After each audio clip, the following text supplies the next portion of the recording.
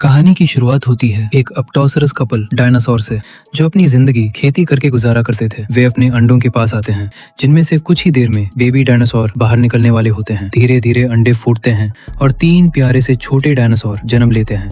2 dinosaur तो मजबूत और शरारती होते हैं, लेकिन तीसरा बच्चा अभी भी अंडे में ही छिपा बैठा था। वो साइज में बहुत छोटा और डरा हुआ था। माँ बाप उसका नाम रखते हैं आर्लो। कुछ देर बाद पूरा परिवार अपने छोटे छोटे बच्चों को लेकर बाहर आता है। पापा हेनरी उन्हें अपना खेत दिखाते हैं और दूर मौजूद क्लोटूथ माउंटेन यानी पंजा पर्वत भी दिखाते हैं। समय बीतता गया, बच्चे बड़े होते गए। बक और लिबी ताकतवर, तेज और निडर निकले। वे खेती बाड़ी में अपने पेरेंट्स की मदद करते थे, लेकिन आर्लो बहुत डरा डरा सा रहता था। छोटी छोटी चीजों से डर जाता और जब भी उसे कोई काम दिया जाता वो उसे ठीक से कर ही नहीं पाता था। एक दिन पापा और मामा अपने तीनों बच्चों को बुलाते हैं। पापा उन्हें समझाते हैं कि सर्दियों का मौसम आने वाला है, इसलिए हमने बहुत सारा खाना इस कॉर्न साइलो में इकट्ठा किया है ताकि ठंड में कोई कमी ना पड़े। इसके बाद पापा और मामा अपने पैरों के निशान यानी फुटप्रिंट्स उस पर लगाते हैं। ये उनका गर्व था, उनकी मेहनत की पहचान। तीनों बच्चे भी बहुत एक्साइटेड होते हैं अपना फुटप्रिंट लगाने के लिए, लेकिन पापा उन्हें रोक देते हैं। वे कहते हैं, अभी तुम इस काबिल नहीं हो। जब तक तुम कोई बड़ा काम करके दिखाओगे नहीं, तब तक अपना फुटप्रिंट नहीं लगा सकते। लेकिन एक दिन तुम सब अपनी छाप जरूर छोड़ोगे। कुछ ही दिनों में बक पेड़ों को गिराकर पूरा मैदान साफ कर देता है। पापा खुश होते हैं और उसे भी अपना फुटप्रिंट लगाने की इजाजत दे देते हैं। फिर आर्लो की बहन लिबी अकेले पूरा खेत जोत देती है। वो भी गर्व से अपना फुटप्रिंट छोड़ देती है। अब सिर्फ आर्लो ही रह गया था, जिसने अभी तक कुछ भी ऐसा नहीं किया था जिस पर वो गर्व कर सके, और इसीलिए पापा उसे फुटप्रिंट लगाने की इजाजत नहीं देते। आर्लो उदास हो जाता है। बक उसका मजाक उड़ाता है। छोटू, तू तो कुछ भी नहीं कर सकता। आर्लो गुस्से में जवाब देता है, ऐसा मत बोलो, मुझे बुरा लगता है। मैं कोशिश तो करता हूँ। लेकिन बक फिर भी उसे चिढ़ाता रहता है। इतने में पापा आ जाते हैं और बक को डांटते हैं, अपने भाई को तंग मत करो। आर्लो दुखी दिल से कहता है, आप सबको लगता है ना कि मैं कुछ नहीं कर सकता, लेकिन एक दिन मैं भी कुछ बड़ा करूंगा और अपना फुटप्रिंट जरूर लगाऊंगा। आर्लो का डर दूर करने के लिए पापा के दिमाग में एक आइडिया आता है। रात में वे आर्लो के पास आते हैं और कहते हैं, चलो मेरे साथ। दोनों वॉक करने निकलते हैं। आसमान में टिमटिमाते तारे, चारों ओर शांति और हवा की हल्की सरसराहट, सब कुछ बेहद खूबसूरत होता है। पापा आर्लो को समझाते हैं, कभी कभी डर का सामना करना जरूरी होता है, क्योंकि जब तक तुम डर से भागते रहोगे तुम कभी कुछ कर ही नहीं पाओगे। अपने ऊपर यकीन रखो आर्लो, कुछ भी नामुमकिन नहीं। सुबह होती है। पापा देखते हैं कि स्टोर में रखा अनाज कोई खा गया है। वे घबरा जाते हैं, क्योंकि अगर ऐसा ही चलता रहा तो सर्दियों में खाना कम पड़ जाएगा। पापा आर्लो से कहते हैं, अगर तुमने उस जंगली को पकड़ लिया जिसने हमारा खाना चुराया है, तो तुम भी अपनी छाप छोड़ सकोगे। दोनों एक ट्रैप लगाते हैं। वे वहाँ कॉर्न रखते हैं ताकि वो जंगली प्राणी खाने आए और जाल में फंस जाए। पापा कहते हैं, और फिर बस एक डंडा मारना है, तब जाकर तुम भी अपना फुटप्रिंट छोड़ पाओगे। आर्लो ये सुनकर बहुत ज्यादा एक्साइटेड हो जाता है। उसे लगता है उसका सपना अब सच होने वाला है। अब आर्लो उस ट्रैप के पास पहरा देने लगता है। अचानक झाड़ियों में सरसराहट होती है और एक छोटा सा जंगली बच्चा स्पॉट वहां आ जाता है, जो उसी वक्त ट्रैप में फंस जाता है। आर्लो उसे देखता है तो हैरान रह जाता है। वो कोई डरावना जानवर नहीं, बल्कि एक छोटा सा इंसानी बच्चा था। स्पॉट जोर जोर से चिल्ला रहा होता है और खुद को जाल से छुड़ाने की कोशिश कर रहा था। आर्लो का दिल तेजी से धड़कने लगता है। वो डर जाता है, लेकिन फिर हिम्मत जुटाकर डंडा मारने की सोचता है ताकि वो स्पॉट को मार सके और खुद को साबित कर सके, मगर वो ऐसा नहीं कर पाता। उसका दिल उसे रोक देता है। वो ट्रैप खोल देता है और स्पॉट वहाँ से भाग जाता है।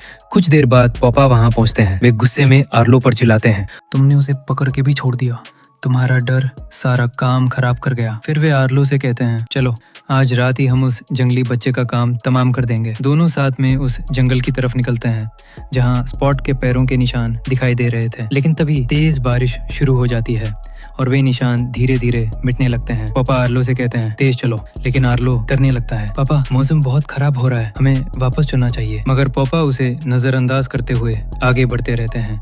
आसमान में बिजली चमकने लगती है। गड़गड़ाहट इतनी तेज थी कि आर्लो का दिल जोर जोर से धड़कने लगता है। बारिश में फिसलते हुए आर्लो गिर जाता है। उसका पाँव मुड़ जाता है। वो मुश्किल से उठता है और फिर से कहता है, पापा वापस चलो। पापा गहरी सांस लेकर कहते हैं, आर्लो, मैं तुम्हें यूं ही डांटता नहीं हूँ। मैं चाहता हूँ कि तुम मजबूत बनो, डर पर काबू पाओ, वरना बड़े होकर कुछ नहीं कर पाओगे। फिर वे उसे वापस चलने को कहते ही हैं कि अचानक तूफान बहुत तेज हो जाता है और फिर फ्लैश फ्लड आता है। पानी का तेज बहाव हर चीज को अपने साथ बहा ले जा रहा होता है। पापा आर्लो से चिल्लाकर कहते हैं, बेटा ऊपर चढ़ो जल्दी। वे अपनी गर्दन से आर्लो को ऊपर उछाल देते हैं। आर्लो किसी तरह सुरक्षित ऊंचाई पर पहुंच जाता है, लेकिन पापा खुद को बचा नहीं पाते। पानी का तेज बहाव उन्हें बहा ले जाता है। कुछ समय बाद आर्लो टूटे दिल के साथ घर लौटता है। अब जिम्मेदारी और काम दोनों बढ़ चुके थे क्योंकि पिता अब नहीं रहे। आर्लो सबके साथ खेत में मेहनत करता है लेकिन अंदर से वो बेहद उदास होता है। एक दिन जब वो स्टोर में कॉर्न रखने जाता है तो देखता है वही जंगली बच्चा स्पॉट फिर वहां आ गया है। आर्लो का गुस्सा फूट पड़ता है क्योंकि उसे लगता है स्पॉट की वजह से ही उसके पिता मरे हैं। वो स्पॉट को पकड़ने के लिए उसके पीछे भागता है और आखिर में उसे पकड़ भी लेता है, लेकिन उसी दौरान आर्लो फिसल कर नदी में गिर जाता है। तेज वेव उसे वहां ले जाती है। वो एक चट्टान से टकराकर बेहोश हो जाता है। जब आर्लो को होश आता है तो वो खुद को नदी किनारे अकेला पाता है। चारों ओर अजनबी इलाका, घना जंगल और वो पूरी तरह खो चुका था। अचानक उसकी नजर स्पॉट पर पड़ती है जो दूर खड़ा उसे देख रहा था। आर्लो नदी को देखता है और उसे अपने पिता की वो बात याद आती है, अगर कभी रास्ता भटक जाओ तो नदी को फॉलो करना, ये तुम्हें घर तक जरूर ले जाएगी। अब आर्लो नदी के किनारे किनारे चलने लगता है। लंबा सफर तय करने के बाद भूख से उसका बुरा हाल हो जाता है। उसी वक्त उसे ऊपर पेड़ पर जामुन जैसा एक फल नजर आता है। वो एक पत्थर पर पैर रखकर उसे तोड़ने की कोशिश करता है लेकिन पत्थर फिसल जाता है और उसका पैर उसमें फंस जाता है। वो बहुत कोशिश करता है लेकिन पैर निकल नहीं पाता। सारा दिन गुजर जाता है, फिर रात हो जाती है। थका हुआ आर्लो वहीं सो जाता है। सुबह जब उसकी आंख खुलती है तो उसे एहसास होता है उसका पैर आजाद हो चुका है। वो नीचे देखता है, मिट्टी में छोटे छोटे पैरों के निशान हैं। आर्लो समझ जाता है ये स्पॉट के निशान है, यानी स्पॉट ने ही उसका पैर छुड़ाया था। पहली बार आर्लो को एहसास होता है कि जिस बच्चे को वो दुश्मन समझ रहा था वही उसकी मदद कर रहा था। आर्लो हिम्मत जुटाकर उठता है। अब वो डरने के बजाय कुछ करने का फैसला करता है। वो आसपास की लकड़ियां इकट्ठा करता है और अपने लिए एक छोटा सा घर बनाने लगता है। धीरे धीरे उसे थोड़ा सुकून मिलने लगता है। तभी स्पॉट दोबारा वहां आ जाता है। इस बार वो आर्लो के लिए एक लिजर्ड लाता है क्योंकि उसे पता था कि आर्लो को भूख लगी है, लेकिन आर्लो पीछे हट जाता है और घबरा कर कहता है दूर करो इसे। वो शाकाहारी था और ऐसी चीजें खाना उसके बस की बात नहीं थी।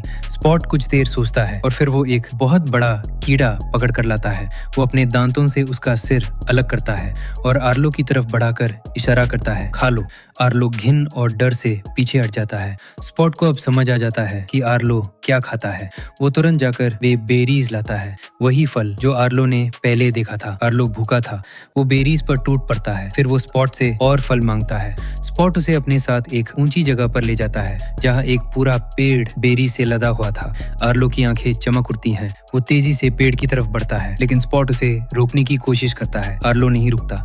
जैसे ही वो फल खाने झुकता है, ऊपर से एक बड़ा सा स्नेक गिरकर उसके ऊपर आ पड़ता है। आर्लो डर से चीख उठता है। स्नेक अटैक करने ही वाला होता है कि तभी स्पॉट उस पर टूट पड़ता है।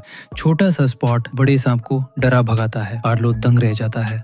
पहली बार उसे एहसास होता है कि स्पॉट सिर्फ जंगली बच्चा नहीं, एक बहादुर साथी भी है। अचानक लकड़ियों में से एक विशाल काय जानवर निकलता है जिसके सींगों पर कुछ पक्षी बैठे होते हैं। वो आर्लो से पूछता है, तुम्हारे साथ ये बच्चा कौन है? आर्लो जवाब देता है, इसका कोई नाम नहीं है। थोड़ा सोचने के बाद वो उसे नाम देता है, स्पॉट। स्पॉट पीछे मुड़कर देखता है और हल्की सी मुस्कान देता है। उसे ये नाम अच्छा लगता है और इस तरह स्पॉट को उसका नाम मिल जाता है। आर्लो और स्पॉट की दोस्ती अब गहरी होने लगती है।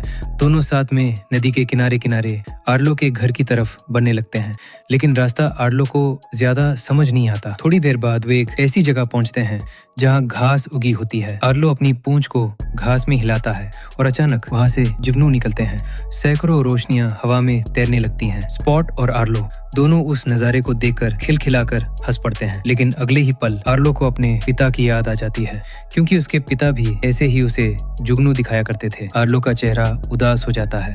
वो जमीन पर बैठता है और लकड़ियां उठाता है। वो 5 छोटी लकड़ियां जमीन में गाड़ता है और फिर सबसे बड़ी लकड़ी को गिरा देता है। यानी वो स्पॉट को अपने परिवार के बारे में बता रहा होता है। हम 5 थे लेकिन अब पापा नहीं रहे। स्पॉट कुछ देर उसे देखता है, फिर खुद भी 3 लकड़ियां जमीन में गाड़ता है। वो 2 बड़ी लकड़ियां गिरा देता है और अकेली छोटी लकड़ी को देखकर नीचे सिर झुका लेता है। इसका मतलब था उसके माता पिता भी मर चुके थे, वो भी अकेला है। आर्लो और स्पॉट एक दूसरे को गले लगाते हैं। दोनों की आंखें नम होती हैं। दोनों चुपचाप एक दूसरे का दर्द समझते हुए वहीं सो जाते हैं। अगली सुबह वो अपनी यात्रा जारी रखते हैं। मौसम अच्छा था लेकिन अचानक आसमान में बादल छा जाते हैं, तेज हवा चलने लगती है और कुछ ही देर में तूफान आ जाता है। आर्लो डर जाता है क्योंकि ये नजारा उसे उसी रात की याद दिलाता है जिस रात उसके पिता बह गए। फ्लैशबैक की तरह सब उसकी आंखों के सामने घूमने लगता है। वो घबरा कर भागने लगता है। आखिरकार वो एक बड़े पेड़ के नीचे जाकर छिप जाता है। स्पॉट भी उसे देखता है और समझ जाता है कि आर्लो के अंदर अब भी डर जिंदा है। जब आर्लो की आंख खुलती है तो वो पाता है कि वो नदी से काफी दूर आ गया है। कहीं भी पानी नजर नहीं आता और अब उसे घर का रास्ता समझ में नहीं आता। दिल भारी हो आता है और वो उदास सा आगे बढ़ता है। थोड़ी ही देर में वो अजीबोगरीब परिंदों का एक झुंड देखता है। वे दिखने में खतरनाक और डरावने लगते हैं। आर्लो उनसे पूछता है, कृपया बताइए नदी किस तरफ है, मुझे घर जाना है। पर वे परिंदे झूठ बोलते हैं कि वे तूफान में घायल हुए जानवरों की मदद कर रहे हैं। तुम्हें भी हमारी मदद करनी चाहिए। आर्लो एक फॉक्स को बाहर निकालता है लेकिन परिंदे उसे ही निकल जाते हैं। फिर वे बार बार स्पॉट के बारे में पूछते हैं। सरदार परिंदा शक करता है और स्पॉट को पकड़ने के लिए निकल पड़ता है। आर्लो उस पर झपटता है, स्पॉट को कमर पर उठाकर तेज दौड़ने लगता है और तभी सामने दो बहुत बड़े जॉइंट डायनासोर दिखाई देते हैं जो दरअसल अच्छे होते हैं। उड़ने वाले परिंदों ने दोनों को पकड़ने की कोशिश की लेकिन जॉइंट डायनासोर आकर उन्हें बचा लेते हैं।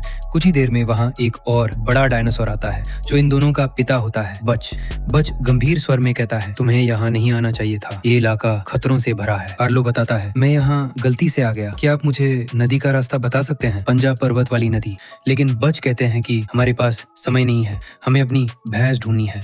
आर्लो मदद करने की इच्छा जताता है और बताता है कि स्पॉट की नाक बहुत तेज है, वो भैंसों की खुशबू सूंघकर उन्हें ढूंढ सकता है। बच कहते हैं, ठीक है, और वहाँ चोर भी घूम रहे हैं। वे आर्लो से कहते हैं कि पास में जो बड़ा पत्थर दिख रहा है वहाँ जाकर जोर से चिल्लाओ ताकि जो चोर हमारी भैंस चुराते हैं वे बाहर आ जाएं। आर्लो डर रहा था पर उसे घर भी वापस जाना था, इसलिए वो पत्थर पर चढ़कर चिल्लाने लगता है पर उसकी आवाज बिल्कुल नहीं निकलती।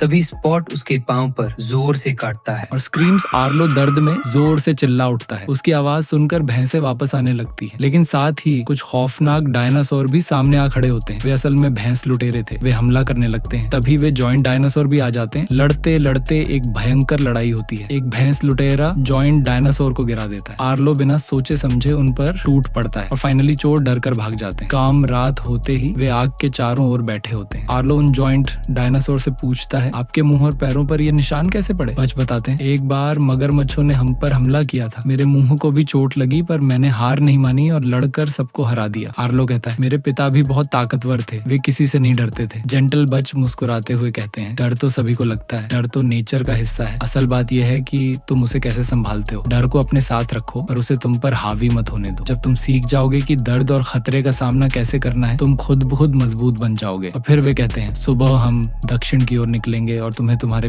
घर तक पहुंचा देंगे। अब आर्लो बहुत खुश है। वो और उसके दोस्त जॉइंट डायनासोर प्रॉमिस के मुताबिक साउथ की तरफ निकल पड़ते हैं। रास्ते में दूर क्षितिज पर वही क्लॉटूथ माउंटेन नजर आता है। वो पहाड़ जिसके पास बहती नदी उसे सीधा उसके घर तक ले जाएगी। आर्लो की आंखों में चमक आ जाती है। उसका घर अब बहुत करीब था। चकल्स बच मुस्कुराकर कहते हैं, लो बच्चों, हमने तुम्हें यहाँ तक पहुँचा दिया, इसके आगे तुम्हें खुद जाना होगा। हम अब साउथ की तरफ बढ़ते हैं। तुम्हारी यात्रा सलामत रहे। स्पॉट को अपनी कमर पर बिठाकर आर्लो क्लॉटूथ माउंटेन की तरफ भागता है। वो और स्पॉट जोर जोर से चिल्लाने लगते हैं लेकिन तभी सामने से एक अजीब सी आवाज आती है, बिल्कुल वैसी ही जैसी स्पॉट निकाला करता था। आर्लो और स्पॉट सामने देखते हैं। वहाँ एक जंगली इंसान खड़ा होता है। स्पॉट ध्यान से उसे देखने लगता है। आर्लो स्पॉट को अपनी पीठ पर बिठाकर आगे बढ़ जाता है लेकिन अचानक वही आदमखोर परिंदे फिर से आ जाते हैं। वे स्पॉट को पकड़कर अपने साथ ले उड़ते हैं। आर्लो उसे छुड़ाने की बहुत कोशिश करता है पर वो बेलों में फंस जाता है। थका टूटा और हताश आर्लो जमीन पर गिरा हुआ होता है। अचानक वो अपने पापा को अपने सामने खड़ा देखता है। पापा उसे बेलों से आजाद करते हैं। आर्लो उनकी तरफ देखता है। पापा आप वापस आ गए, आप यही थे। लेकिन तभी आर्लो नोटिस करता है मिट्टी पर उसके कदमों के निशान तो हैं पर पापा के नहीं। उसे एहसास होता है ये तो उसकी इमेजिनेशन थी। पापा की आवाज उसके जहन में गूंजती है, स्पॉट ने तुम्हारी जान बचाई थी, अब तेरी बारी है, उसे तुम्हारी जरूरत है। आर्लो की आंख खुलती है। वो बेले तोड़ता है और परिंदों के पीछे भाग पड़ता है। वो जोर जोर से स्पॉट को पुकारता है। अंधेरे में स्पॉट की हल्की सी आवाज आती है। वो लकड़ी में छिपा होता है और परिंदे उस पर झपट रहे होते हैं। आर्लो जोर से दहाड़ता है। स्पॉट भी हिम्मत दिखाता है, एक परिंदे का पंख काट देता है। आर्लो एक लकड़ी उठाकर हमला करता है, परिंदे को गिरा देता है, लेकिन तभी आसमान में बादल गरजते हैं और फ्लड आ जाता है। तेज बहाव में पेड़, पत्थर, लकड़ियां सब बहते हुए आ रहे थे। आर्लो कुछ नहीं सोचता, वो नदी में कूद जाता है। वो स्पॉट को पकड़ लेता है और बड़ी मुश्किल से किनारे पर लेकर आता है। स्पॉट घायल है और आर्लो भी बुरी तरह चोटिल हो चुका था, लेकिन दोनों जिंदा है। अब वे वापस आगे बढ़ने लगते हैं। अब रास्ते में वही जंगली इंसान दोबारा नजर आता है।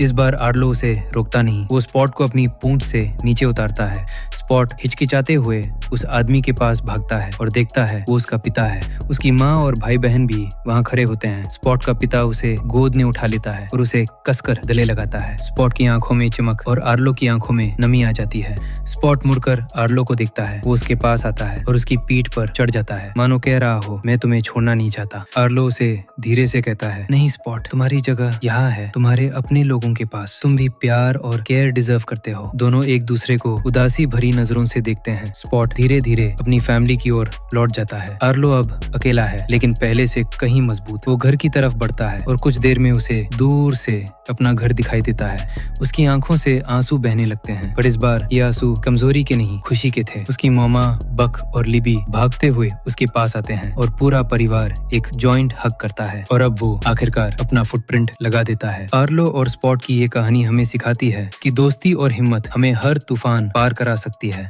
अगर ये कहानी आपके दिल को छू गई हो तो चैनल को सब्सक्राइब करें और नीचे अपना प्यार जरूर छोड़ें।